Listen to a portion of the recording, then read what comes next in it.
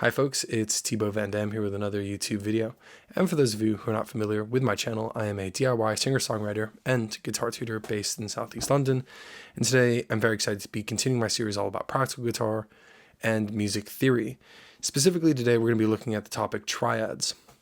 Triads are typically thought of as sort of it's a theoretical thing really, but I am, in line with the last video I made about the cage system, going to be sort of demonstrating the practical uses of triads at the end of this video.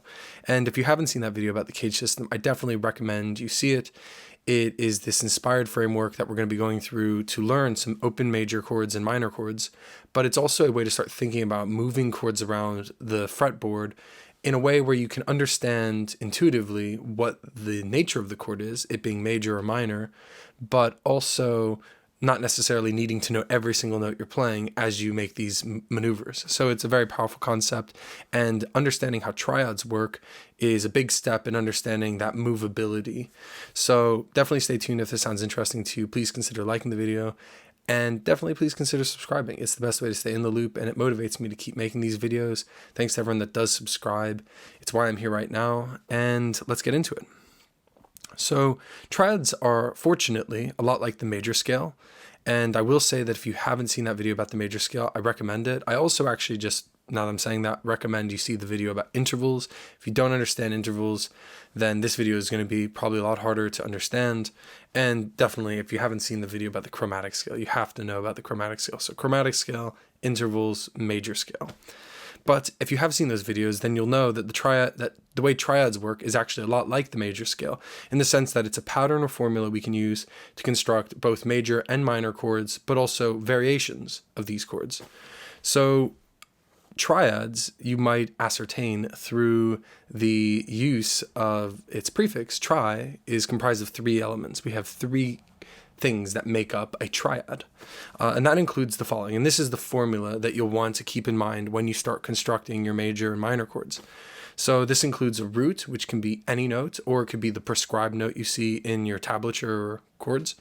And then that will be followed by a perfect fifth interval, and finally a third. And that will be either a major third or minor third. So if you remember from that video about intervals, we have both major and minor third intervals. And you would be correct in guessing that a major third interval in that formula produces a major chord, and that a minor third in that formula would then produce a minor chord. So it's important now to just say the difference, though, between a scale and a chord, and that is specifically that usually scales are played in sequence, right? So we play one note followed by another in that certain order. And on the other hand, chords, in a theoretical way, not always practically necessarily, but in a theoretical way, chords are played harmonically at the same time. So when you strum, even though there's an amount of directionality because of the way you strummed, the idea is that you're hearing all of the intervals at once. And I have to say that the fact that chords are played and heard and experienced generally at the same time can make it a little bit more difficult to deduce what the nature of a chord is. So because of this, it's important to stress this thing I talked about in that video all about the major scale, which is that we have both a pitch bias and a sequential bias. The pitch bias is that we tend to interpret the root, whatever that note may be, we tend to interpret it to be the lowest thing we hear in pitch, or the first thing that we hear when we're hearing music in order.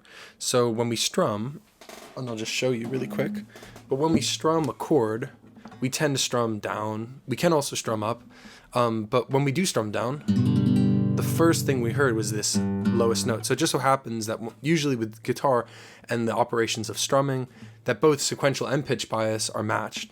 Now, fortunately, going through the cage system, we don't have this sort of harmonic ambiguity usually, because the roots, that primary note through which we deduce the other remaining intervals, that note tends to be the lowest note. So in G, G is our lowest note. When we play the note, when we play the chord C, C is our lowest note. So that's why it's our root, you know. D, same thing. D, the open D string in this case, is the lowest note. It is the first thing we hear, and of course, it is also our root, right? So D, same with A actually. So all, and then E, of course. Yeah. So all of the chords that we're seeing going through the cage system that we'll do in the subsequent videos, all of those feature the root as being the lowest and first thing, the lowest note we hear and the first thing we hear too. So it's also important to stress now that the intervals that we're choosing to play, that perfect fifth I mentioned, these formulas, the major or minor third, that they are relative to the root. So if you're playing the chord G, the notes that we'll be playing, the third and then the fifth, these added elements are relative to that first note G. And the best way I can explain this is with a good old ruler. So if, for example, I asked you to measure 5 inches from the 0-inch mark, right? From 0 inches to 5 inches, that 5-inch mark, that's 5 inches, right? 1, 2, 3, 4, 5. But if I said measure 5 inches, but from the 3-inch mark, right? 3 inches, 1, 2, 3, 4, 5, we go to 8. So it does matter what number or note you start on, and it matters sort of how far you're traveling.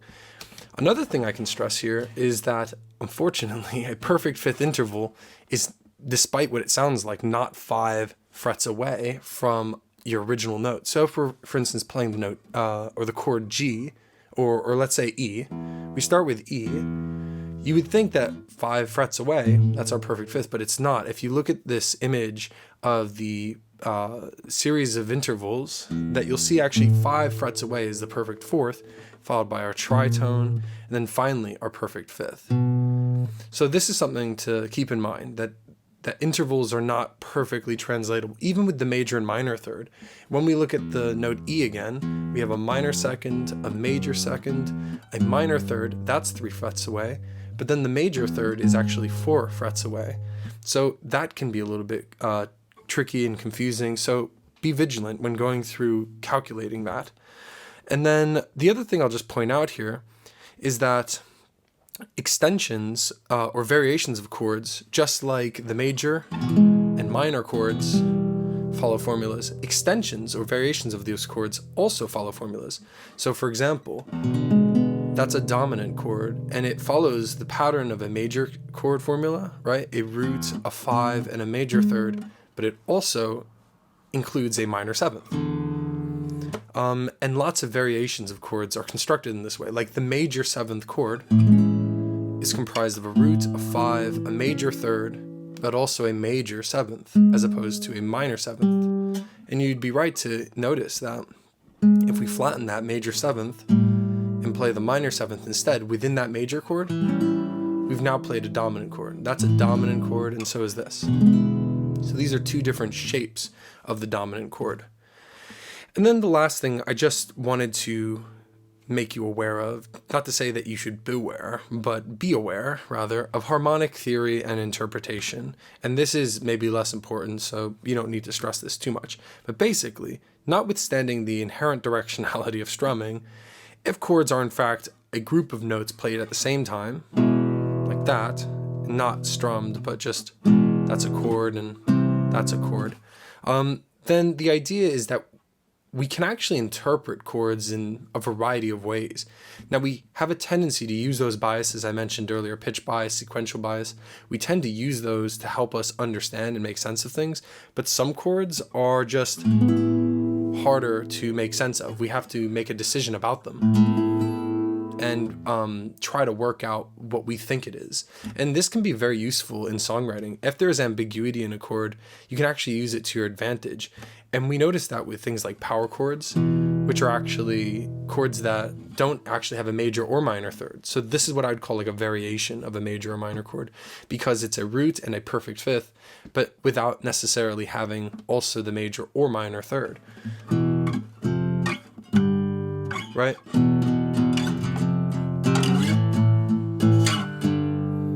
So there's ambiguity. We don't know if those are major. I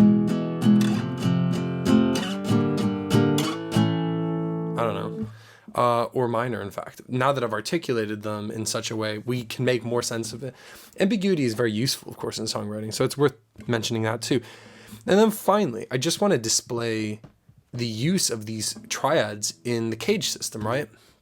So we have learned how to construct a major chord and a minor chord. So with, let's say, the chord E major, This is the chord E major, and I will talk about how to actually play this exact chord in a later video, specifically which frets I'm fretting, which fingers I'm using, and so on.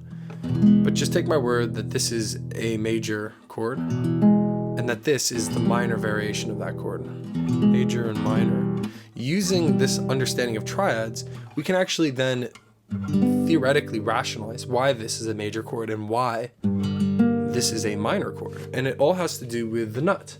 So going back to the nut, the idea here is that the nut is actually contributing to the space we're experiencing. You might notice that between the nut and this second fret, that is a space of a major second. And so if I want to move this entire concept, this major chord concept over, well, by moving a bar chord over, I've actually achieved that same concept. This is a major second space.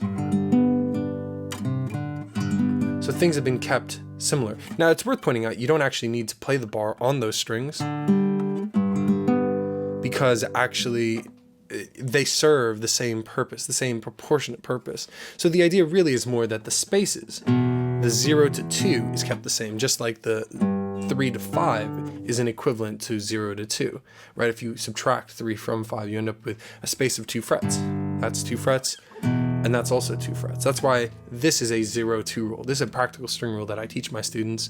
An easy way to identify a perfect fifth interval, which is the open string or the equivalent paired with the second fret on the string directly beneath it, like that. This produces a perfect fifth interval, and if you move this proportionately, that is to say, add 1 fret here and 1 fret there, then that's also a perfect fifth interval, just like that is too, and so is this. These are all perfect fifth intervals, and so you might even see some metal musicians or other musicians moving around the fretboard just like that, you know, making these kind of shapes, and those shapes then are movable in this way. So that is what's so spectacularly unique about the cage system. And I have to stress also just that the cage system is unique to the guitar, that you can't do what we just did on the piano. You can't do that on a saxophone, but you can do it on a guitar, and that can include electric, acoustic, or classical guitar. So I hope you found this video informative and helpful. If you did, please smash the like button. Please also consider subscribing to the channel. It's the best way to stay up to date with the videos I make, and it motivates me to keep coming back to the channel making these videos. Thanks to the people that do subscribe. Thanks for watching. Leave something in the comments below if you want me to talk about something in the future, or if you think I missed something out, and I'll see you at the next one. Ciao for now.